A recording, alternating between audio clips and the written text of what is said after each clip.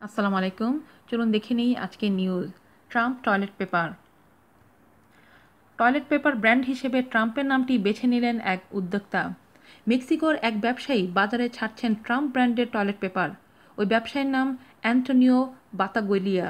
উদ্যোক্তা জানিয়েছেন, toilet paper বিক্রির লভ্যাংশের 30% তিনি অভিবাসীদের বিভিন্ন কর্মসূচি বাস্তবায়নে দান করবেন। অ্যান্টোনিও বাতাগোলিয়া বলেন, গত বছর প্রেসিডেন্ট নির্বাচনে দাঁড়িয়ে ট্রাম্প যুক্তরাষ্ট্রে অভিবাসন প্রত্যাশীদের অপরাধী, মাদক বহনকারী ও ধর্ষণকারী বলেছিলেন। ওই সময় তিনি ট্রাম্পের প্রতি চরম বিরক্ত হন। ট্রাম্পের নামে টয়লেট পেপার তৈরির ধারণাটি তার মাথায় আসে ওই বিরক্তি থেকেই। তবে ট্রাম্পের নামে টয়লেট পেপারের এই ধারণা নতুন নয়। বছরখানেক আগে চীন ট্রাম্পের মুখচ্ছবি সম্বলিত টয়লেট পেপার বাজারে ছাড়ে। তখন চীনাদের বিরুদ্ধে তোপ দাগিয়েছিল ট্রাম্প। আজ এই পর্যন্তই। ভালো থাকবেন সবাই। আর আমাদের চ্যানেলটি অবশ্যই সাবস্ক্রাইব করুন নতুন নতুন আপডেট পেতে। আল্লাহ হাফেজ।